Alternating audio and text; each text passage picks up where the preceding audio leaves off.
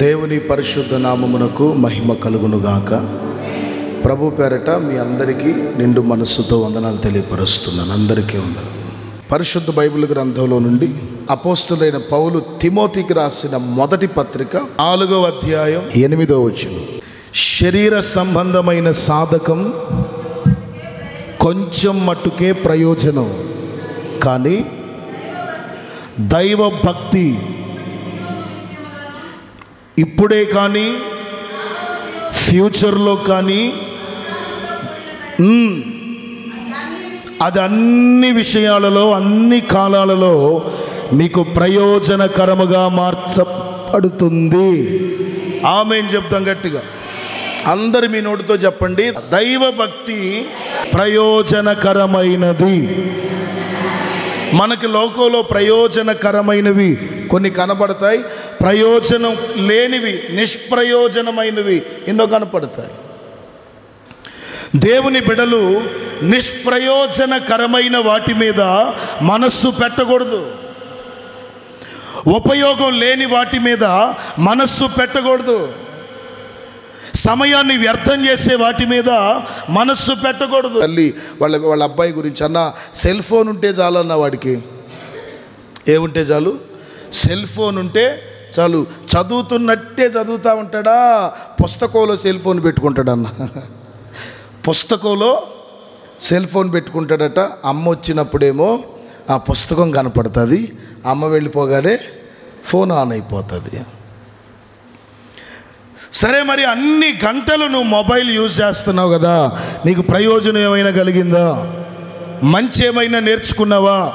ప్రయోజనకరమైన సందేశాలు ఏమైనా విన్నావా అంటే లేదు లేదు. చూసి చూసి చూసి చూసి కళ్ళు లాగటం, కళ్ళకు ఒక సోడా బుడ్డ అద్దాలు వేయటం, మెడలు కూడా అంతే చూసి చూసి చేత్తో పట్టుకొని మళ్ళీ చేయి కూడా లాగటం. నిష్ప్రయోజనకరమైన వాటి మీద మీరు మనస్సు పెట్టొద్దు. దైవ భక్తి మీద మీరు మనస్సు పెట్టండి. ఎందుకంటే ఈ దైవ భక్తి ఇప్పుడే కాదు, ఫ్యూచర్లో కూడా, ఇప్పటి జీవము విషయములోను రాబోవు జీవము విషయములోను ఈ భక్తి మీకు ప్రయోజనకరమై ఉన్నది. ప్రయోజనకరమైన వాటి మీదనే మీ మనస్సు నిలుపుదురుగాక. నిష్ప్రయోజనకరమైన వాటి మీద నుండి మనస్సు మళ్లింపబడునుగాక, మళ్లింపబడునుగాక, త్రిప్పబడునుగాక. కొంతమందికి ముసలమ్మ ముచ్చట్లంటే ఎంత టేస్టీయో అసలు. అబ్బా ఏంటబ్బా, ఎన్నాళ్ళయిందబ్బా మనం కలుసుకొని మనం మాట్లాడుకొని అన్నారు ఎవరన్నా. చాలా రోజులైంది నువ్వు కలిసి, చాలా రోజులైంది నువ్వు మాట్లాడి. అసలు అబ్బా, చెప్పాను నేను మీకు ముసలమ్మ ముచ్చట్ల గురించి ఒక వివరణ. ముసలమ్మ ముచ్చట్లు అనండి. మగాళ్ళ ముచ్చట్లనే ఏమనుందా అక్కడ? కుర్రోళ్ళ ముచ్చట్లనే ఏమనుందా? పిల్లల ముచ్చట్లనే ఏమనుందా? ఉందా? ఏమనుంది అక్కడ అంటే ముసలోళ్ళకి ఏం పని ఉంటుంది చెప్పండి? కూతురో కోళ్ళలో ఉంటుంది, పని చేస్తుంది. ఏం చేయరా? వాళ్ళే చేస్తూ ఉంటారు చక్కగా. మరికొన్ని ఇళ్లలో అయితే అస్సలు మంచం దిగనివ్వకుండా అత్తగారిని ఉయ్యాలే చూపుతా, అత్తమా అనవడమంటవా, అత్తమా ఏం తింటావు? ఎందుకంటే ఆమె కూతురు లేరు, ఆమె తాడుంది. ఏముంది? కూతుర్లు ఎవరు లేరు. మెడక ఆమెకేదో బంగారం ఏదో ఉందట. అసలు అతమా అతమా అతమా ఆమె కనుక పెద్ద కోడలకి చిన్న కోడలకి ఇస్తాను అందనుకో, అత్తమ్మ లేదు, అత్తమ్మ చెత్తమ్మ అయిద్దండి.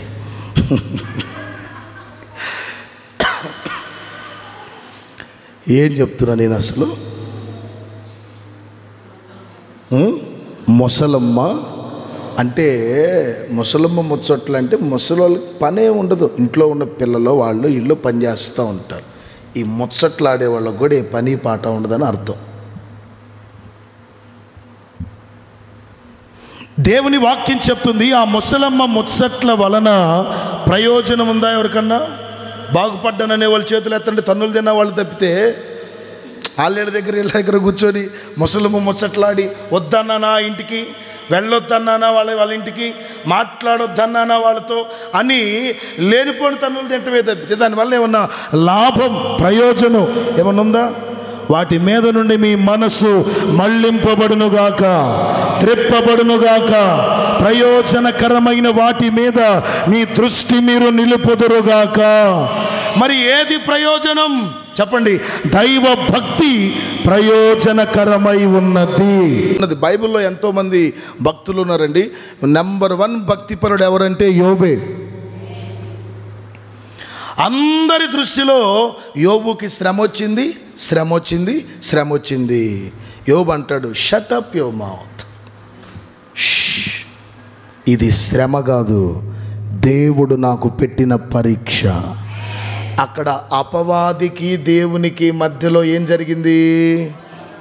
ఒక వాదన జరిగింది నా విషయంలో, నా ప్రస్తావన. సంతోషం ఏమిటనంటే భూమండలం మీద ఉన్న నన్ను గూర్చి పరమండలములో ప్రస్తావన జరుగుతుంది. స్తోత్రం చెప్తామా గట్టిగా?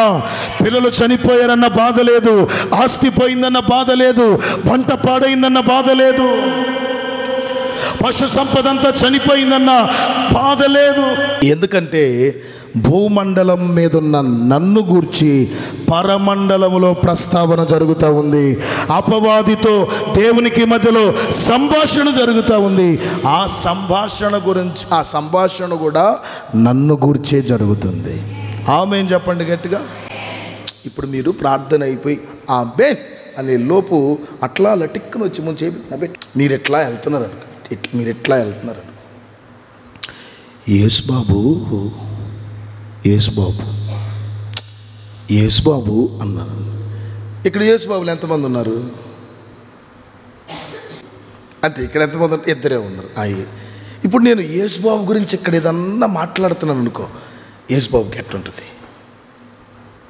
గొప్పగా అన్న నా గురించి చెప్పాడా అన్న, సరే ఏదైనా సరే చెడ్డగా మాట్లాడింది, అక్కడి నుంచి వెళ్తారా? అక్కడే నక్కి వింటారంటగా. మీ గురించి ఎవరైనా చెప్పుకుంటున్నారు అనుకో, చాటున యోబు ఎంత సంతోషపడుతున్నాడంటే, నా పిల్లలు పోయారని బాధ లేదో, ఇల్లు పడిపోయిందని బాధ లేదు, పంట పోయిందని బాధ లేదు, అసలు నాకు రోగం వచ్చిందని బాధ లేదు, కానీ నన్ను గూర్చి పరలోకములో ప్రస్తావన జరుగుతూ ఉంది. దేవదూతల మధ్యలో నన్ను గురించి సంభాషణ జరుగుతూ ఉంది. ఈ అల్పుడనైన నన్ను దేవుడు తన హృదయములో జ్ఞాపకము చేసుకున్నాడు. దేవునికి స్తోత్రం చెప్తాం గట్టిగా.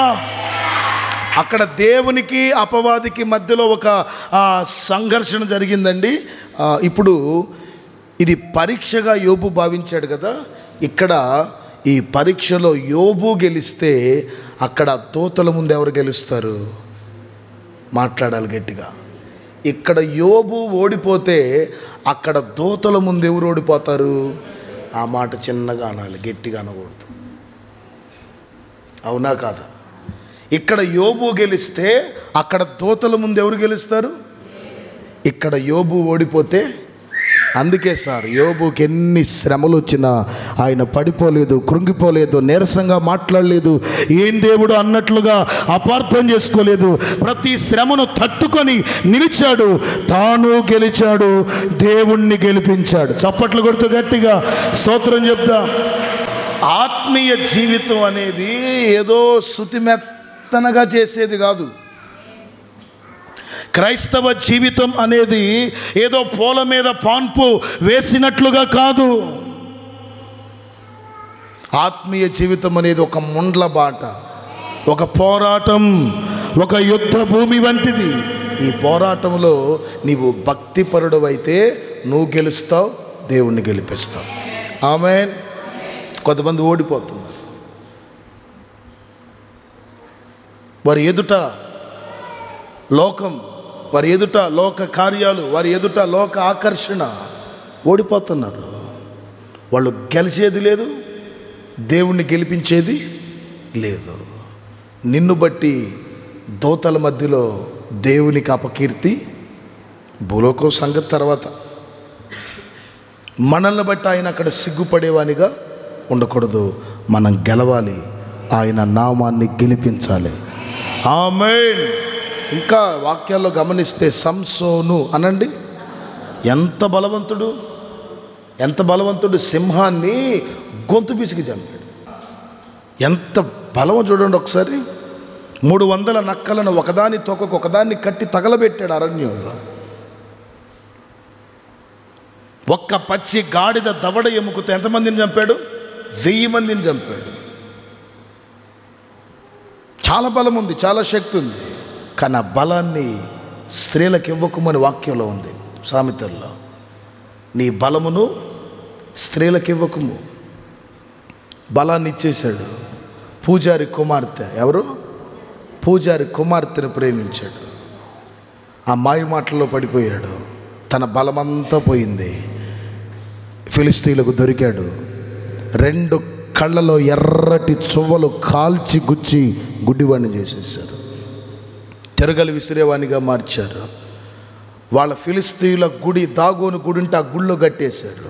ఎందుకంటే ఒక మేకను పొట్టేలును దేవునికి బలర్పించినట్లుగా సంసోనుని బలర్పించడానికి. ఆ వాక్యం చదివితే నాకు కన్నీళ్ళు వస్తాయండి. ఒక బలవంతుడు ఏమని ప్రార్థన చేశాడు తెలుసా? ఈ ఒక్కసారికి నన్ను బలపరచు. ఐశ్వర్యవంతుడు అడుక్కోవటం ఏంటండి? ఐశ్వర్యవంతుడు అడుక్కోవటం ఏంటి? బల పరాక్రమము కలిగిన వాడు బలం కోసం ప్రాధేయపడటం ఏంటండి? బలాన్ని దుర్వినియోగపరుచుకున్నాడు. కానీ ఆయన కరుణా కటాక్షము కలిగిన దేవుడు. ఆయన మానక కృప చూపించే దేవుడాయన, దయాదాక్షిణ్య పూర్ణుడాయన, దాటిపోని దేవుడాయన. అయ్యా, నేను పొరపాటు చేశాను, నేను తప్పుడు నిర్ణయాలలో పడిపోయాను, నన్ను క్షమించు, ఈ ఒక్కసారికి నన్ను బలపరచు, ఈసారికి మాత్రమే నన్ను బలపరచు. నాకు ఇంతకుముందు ఎన్నో అవకాశాలు ఇచ్చావు, కానీ వాటిని నేను దుర్వినియోగపరుచుకున్నాను. ఈ ఒక్క ఛాన్స్ నాకు ఇవ్వు. Praise the lord. ఈ ఒక్క ఛాన్స్ నాకు ఇస్తే నేను దాన్ని నిలబెట్టుకుంటా. అతడు ప్రార్థించుచూ ఉండగా అతని తల వెంట్రుకలు మలవటం మొదలుపెట్టాయి. శక్తి బలం మరలా తిరిగి అతనికి వచ్చేసింది. ఏ దాగోను గుడిలో అయితే కట్టేశారో ఆ గుడిని అమాంతంగా అట్ట నెట్టేశాడండి. వాళ్ళు కట్టేశారు, ఈయన నెట్టేశాడండి. మొత్తాన్ని చంపేశాడు. శత్రువులందరినీ చనిపోతూ కూడా అక్కడ దేవుని నామాన్ని గెలిపించాడు. అవునా కదా? ఇప్పుడు వాళ్ళ చేతుల్లో ఆయన చనిపోయి ఉంటే అసలు మేసం తిప్పేవాళ్ళుగా, ఎవరిని చంపాం మేము? ఇశ్రాయేలీల పక్షముగా ఉన్న ఒక బలవంతుడైన సంసోనును చంపాం. అతనేమో సింహాన్ని చంపాడు, అతనేమో 1000 మందిని చంపాడు. కానీ మేము ఈజీగా అతన్ని చంపేశామంటారు కదా. మరి అక్కడ ఎవరికి అపకీర్తి వస్తుంది? అందుకని చివరి దశలో కూడా, ప్రాణాలు పోయే ముందు కూడా అతను గెలిచాడు, దేవుణ్ణి గెలిపించాడు. హల్లెలూయా. మరి నువ్వు భక్తిపరుడు అయితే ఏమండి, వాళ్ళకు వచ్చిన శ్రమల ముందు అసలు నీ శ్రమలు ఎంత? యేసన్న గారు అద్భుతమైన పదం పెట్టారు అక్కడ, ఎన్న తగినవి నీవు నాకిచ్చే మహిమ. పత్రికల్లో ఉంది ఆ పదం. ఆయన మనకివ్వబోవు మహిమ ఎదుట ఇప్పటి కాలపు చులకనైన శ్రమలు ఎన్న తగినవి కాదు. కాబట్టి శ్రమల మీద, రోగాల మీద, ఆ కష్టాల మీద ఎక్కువ మనసు పెట్టుకోబాకండి. ఆగం రానోడు, రోగం లేనోడేవుడు? ఆమేన్. అందరికీ రోగాలు ఉన్నాయి, అందరికీ కష్టాలు ఉంటాయి, అందరికీ శ్రమలు ఉంటాయి. కానీ వాటన్నింటిలో నిలకడగా స్థిరముగా నిలిచి భక్తి చేయగలిగిన వాడే నిజ క్రైస్తవుడు అవుతాడు. కానీ అట్లా కాకుండా మేలు చేసినప్పుడే సంకలు కొట్టుకొని, ఆ శ్రమ, కీడు, ఇబ్బంది కలిగినప్పుడు ఏమిలే వచ్చాం పోతాం, ఏం జరగట్లా, అప్పుడు జరిగినాయి, ఇప్పుడేందో జరగట్లా. అప్పుడు అసలు టచ్ అంటే దయ్యాలు పోయాయి. పాస్టర్ గారు అసలు ఇటు నిలబడితే ఉఫ్ అంటే చాలు తెగబడిపోయాయి. అసలు ఇప్పుడేవి పిచ్చి మోకం. ఒకప్పుడు శక్తి నాలో లేదు, ఇప్పుడు లేదు నాలో. శక్తి ఎవరిలో ఉంది? భక్తి ప్రయోజనకరమై ఉన్నది అనండి. ఏంటి భక్తిలో ఉన్న ప్రయోజనాలు ఏంటి? మరి ఈ అక్టోబర్ నెల భక్తి చేసే విషయంలో మీరు చాలా జాగ్రత్తగా ఉండాలి. భక్తి అనేది మనుషుల్ని మెప్పించడం కోసం చేసేది కాదు. భక్తి అనేది అమ్మో లేట్ అయితే పాస్టర్ గారు చూస్తాడేమో, పాస్టర్ గారు ఏమైనా అరుస్తాడేమో అని సేవకుడిని సంతోషపెట్టేది కాదు. భక్తి అంటే ఈ క్షణం దేవుని రాకడ వచ్చినా నేను ఎత్తబడతాను అనే నిరీక్షణ గుండెల్లో కలిగించేది. ఆమేన్ చెప్పండి గట్టిగా. ఇప్పుడు ఈ క్షణం ఈ సమయంలో ఆర్భాటంతో దేవుడు దిగి వచ్చినా నేను ఎత్తబడతాను అనే విశ్వాసంతో చేసేదే భక్తి. కాబట్టి భక్తి చేసే విషయంలో మీరు కాస్త వెనకడుగు వేయొద్దు. ఉపవాసం ఉండే విషయంలో కానీ, మోకాళ్ళ ప్రార్థన చేసే విషయంలో కానీ, చేతులెత్తి దేవుణ్ణి ఆరాధించే విషయంలో కానీ, మానక మందిరానికి వచ్చే విషయంలో కానీ వెనకడుగు వేయొద్దు. ఆయన సమీపించుచున్నాడు, మేఘారుడై ఆయన త్వరగా వస్తున్నాడు. వాని వాని క్రియల చొప్పున ఆయన ఏమిస్తాడు? మన భక్తికి తగిన, నా సేవకు తగిన జీతం ఆయన ఇస్తాడు. మీ భక్తికి తగిన జీతం ఆయన ఇస్తాడు. కాబట్టి మనం భక్తిని కాస్త ఇంకొంచెం ఆధ్యాత్మిక లోతులోనికి తీసుకొని వెళ్ళి ఎక్కువగా ప్రార్థనలో గడపడం, ఎక్కువగా దేవుని వాక్యం చదవడం, ఎక్కువగా దేవుణ్ణి స్తుతించడం, ఎక్కువగా వ్యక్తిగతంగా దేవుణ్ణి ఆరాధించుకోవడం, ఎక్కువగా దేవుని వాక్యాలు వినడం మనం చేయగలిగితే భక్తిలో ఉన్న ప్రయోజనాలన్నీ నిశ్చయముగా మీరు అనుభవించుదురుగాక. శక్తి లోపం లేకుండా మీరు భక్తి చేయండి. భక్తిలో ఉన్న ఆశీర్వాదాలు మీరు నిశ్చయంగా అనుభవిస్తారు. ఆమేన్. చదవండి మొదటి మాట తిమోతికి రాసిన 2వ పత్రిక 3వ అధ్యాయం 3 నుండి చదువుతారు. పైకి భక్తి గల వారందరూ గట్టిగా హల్లెలూయా చెప్పండి. మంచిది.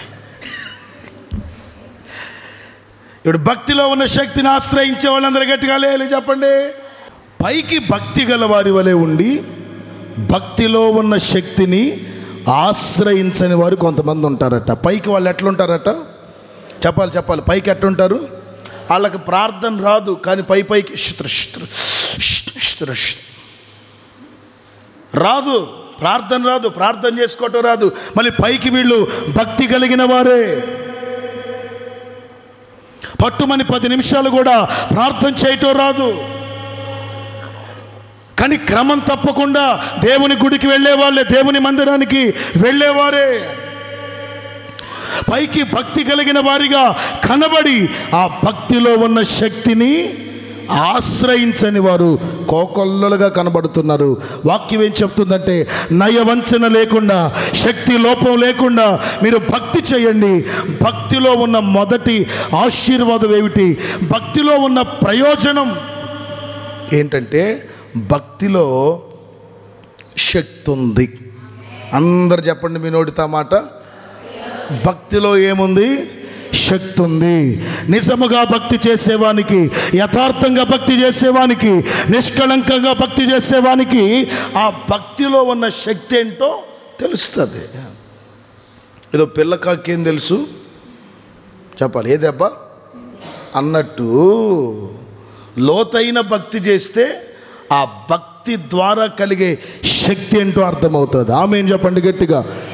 ఈ రోజుల్లో కొంతమందికి శక్తి ఎందులో ఉంది? బలం. ఎందుకండి తాగుతున్నారు? పిచ్చి మందు అంటది, తాగబాకండి. లోపల లివర్లు పాడైపోతాయి, కిడ్నీలు పాడైపోతాయి. నిన్నగాక మొన్నే అదిగో పలానా గ్రామంలో, పలానా సంఘంలో అదిగో పలానా కుర్రోడు చనిపోయాడు చిన్న వయసులో. ఎందుకు మీరు అట్లా తాగుతున్నారు? చూడు నీ భార్య ఏడుస్తూ ఉంది, పిల్లలు కూడా ఏడుస్తూ ఉన్నారు. ఎందుకు తాగుతున్నావు అని అంటే, శక్తి కోసం అన్నా. దేనికోసం? మరి ఇంకో మూత మీ అబ్బాయికి, ఇంకో మూత భార్యకి పోయొచ్చుగా. దేనికోసం? ఎందులో ఉంది శక్తి? ఎందులో ఉంది? టానిక్లో ఉందా? మనం చేసే భక్తిలోనే మనకు శక్తి ఉంది. ఆమేన్ చెప్పండి గట్టిగా. వాక్యంలో గమనిస్తే దానియేలును తీసుకొని వెళ్ళి ఏ బోన్లో వేశారు? చెప్పాలి గట్టిగా. భక్తి అంటే అన్ని అనుకూలంగా ఉన్నప్పుడు చేసేది కాదు. భక్తి ప్రతికూలతలో కూడా నువ్వు మోకరించాలి, శ్రమలో కూడా నువ్వు మోకరించాలి. ప్రార్థన చేయొద్దు అనే ఒక చట్టం వచ్చింది. నెల రోజుల పాటు ఏ మనుష్యుడు ఏ దేవునికి ప్రార్థన చేయకూడదు. ఇక ఆ చట్టం వస్తే చాలామందికి హ్యాపీ. అమ్మయ్య, పొద్దున్నే లేచే పని లేదు, సొత్తర అనే పని కూడా లేదు. కొమ్మకి 7 దాకా 8 దాకా పడుకొని భోజనాలు కూడా వాళ్ళే పెడతారంట. భోజనాలు కూడా వాళ్ళే, మధ్యాహ్నం అన్నం పెడతారంట, సాయంకాలం వాళ్ళే పెడతారు. ఎందుకంటే ఏ దేవునికి ప్రార్థన చేయకూడదు, ఎవరిని ఏ వరాలు ఏ కోరికలు కోరుకోకూడదంట. ఏది కావాల్సిన రాజుని అడగాలంట.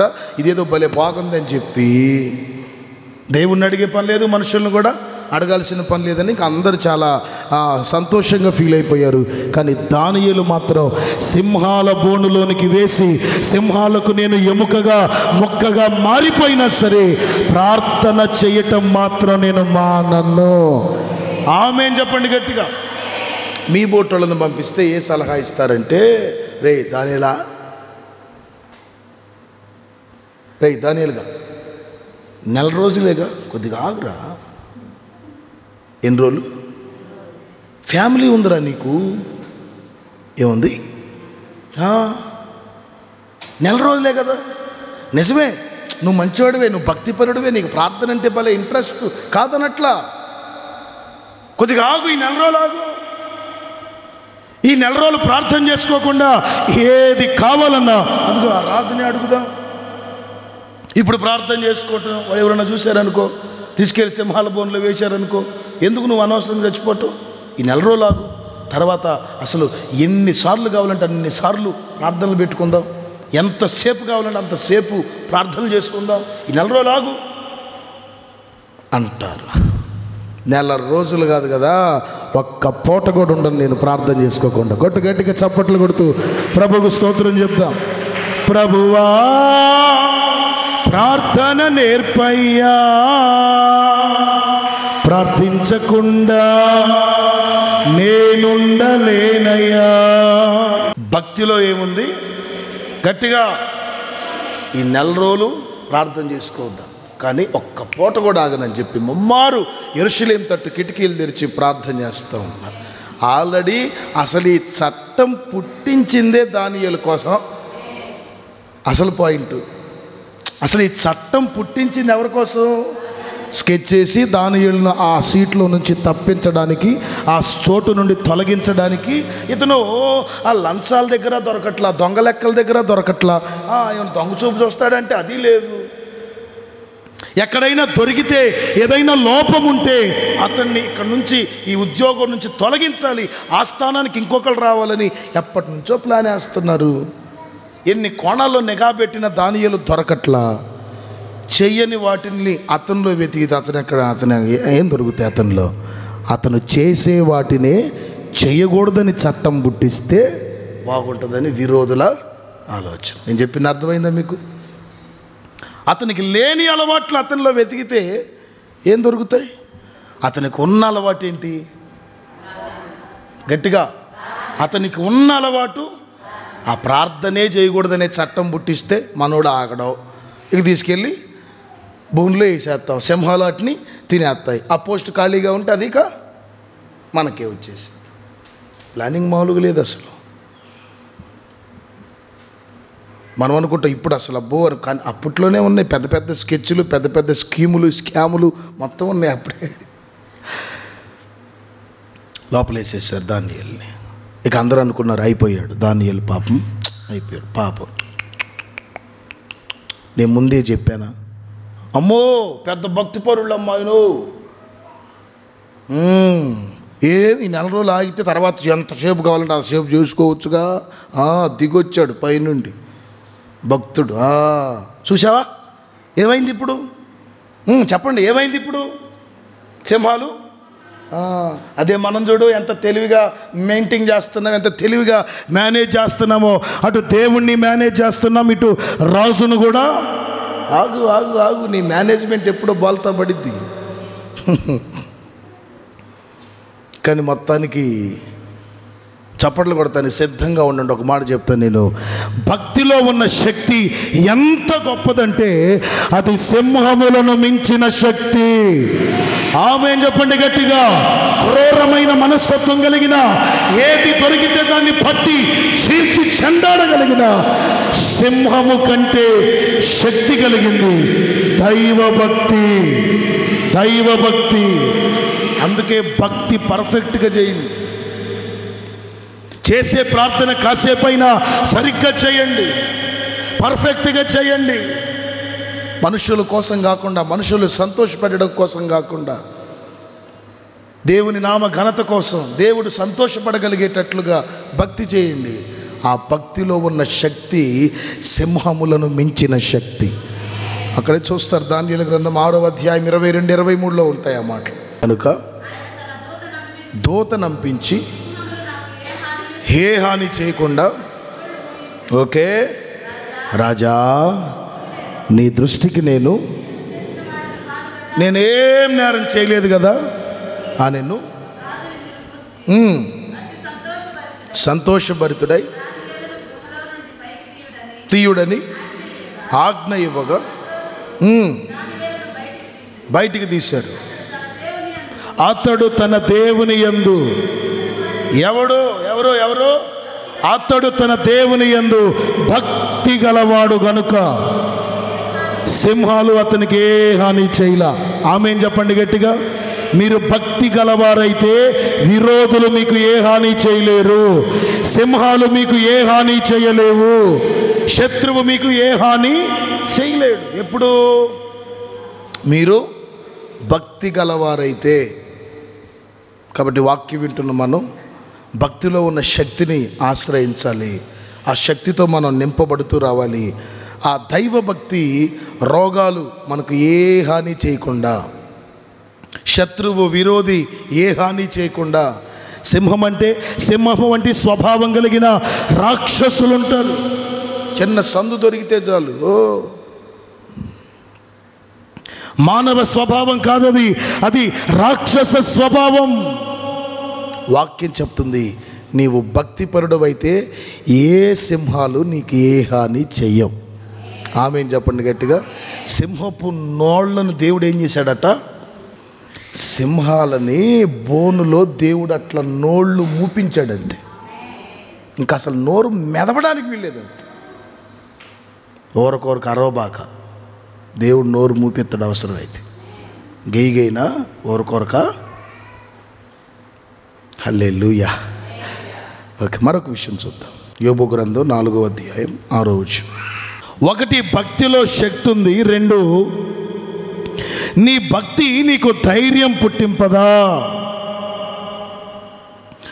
యోబుతో యోబు స్నేహితుడు చెప్తున్న మాట. 1 భక్తి శక్తినిస్తే, 2 భక్తి ధైర్యాన్ని పుట్టిస్తుంది. ఆమేన్ చెప్పండి గట్టిగా.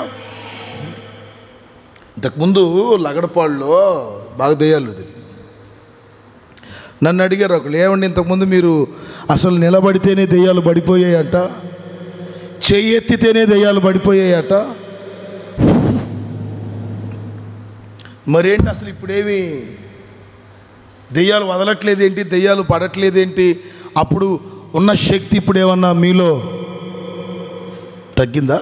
నేను వాళ్ళకి ఇచ్చిన సమాధానం ఏంటంటే, శక్తి అప్పుడు లేదు నాలో, ఇప్పుడు లేదు. ఆమేన్ అనండి గట్టిగా. అప్పుడు లేదు శక్తి నాలో, ఇప్పుడు కూడా శక్తి ఉంటే అది యేసు నామములో మాత్రమే ఉన్నది. సంవత్సరం మీటింగులు పెట్టి, ఉపవాస ప్రార్థనలు పెట్టి, సంఘం కట్టి, ఆ ఆత్మలు రక్షించి ఇంత పరిచయం చేస్తుంటే ఇంకెక్కడ ఉంటాయి దెయ్యాలు? తేనంటవా అంటే అంతే పో, ఇంక పో. శక్తి ఎక్కడుంది? శక్తి ఎవరిలో ఉంది? దేవునిలో ఉంది. 2వది అక్కడ రాయబడిన మాట, నీ భక్తి నీకు ధైర్యము పుట్టింపదా.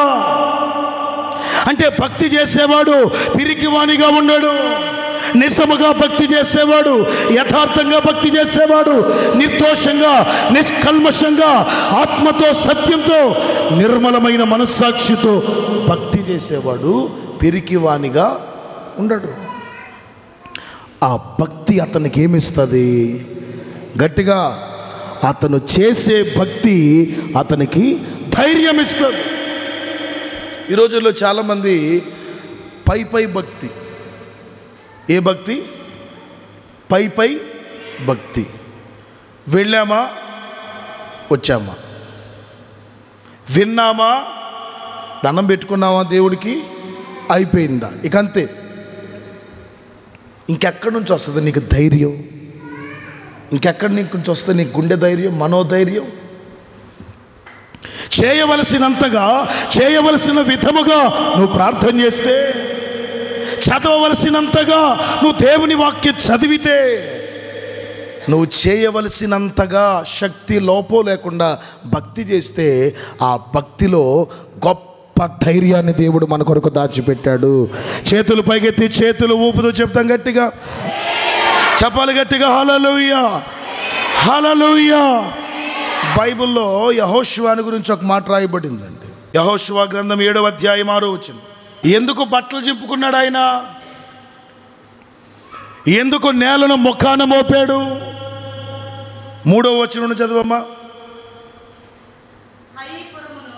హాయిపురమును వేగు చూచి, అంటే శ్రద్ధగా వినండి. యెహోషువ 1వ అధ్యాయం 6, 5, 6 వచనాల్లో ఉంటుంది. భయపడొద్దు, కలవరపడొద్దు, నిబ్బరము కలిగి ధైర్యంగా ఉండు, మోషేకు తోడై ఉన్నట్లుగా నీకు తోడై ఉంటాను. ఆమేన్ చెప్పండి గట్టిగా. అంటే ఇశ్రాయేలీయుల బాధ్యత మోషే మీద నుండి ఎవరి మీదకి వచ్చింది? మాట్లాడాలి. మోషే ఐగుప్తు నుండి కనాను సమీపం వరకు తెచ్చాడు.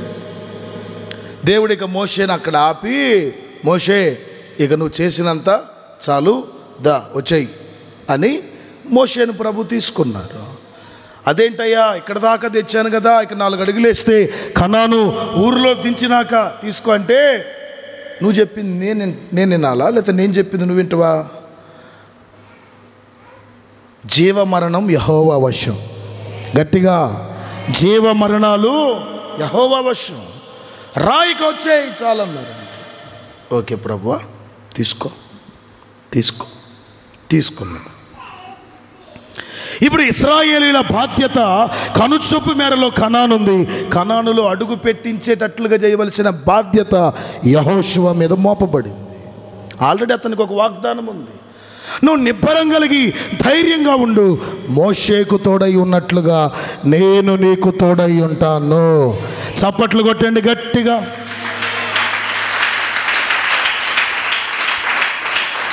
వాగ్దానాన్ని మర్చిపోయాడు.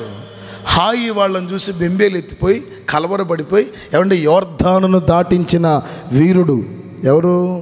యెహోషువ.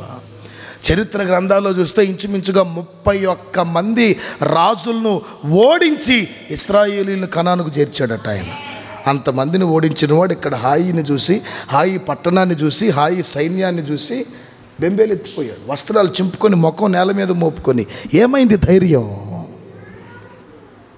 నువ్వు ఒకప్పుడు యోర్దానును పాయలు చేసావు కదా, ఇశ్రాయేలీయులను ఆరిన నేలపై నడిపించావు కదా. ఒకప్పుడు మోషే చేతిలో కర్ర ఉండేది, కర్రతో కొడితే సముద్రం పాయలైపోయింది.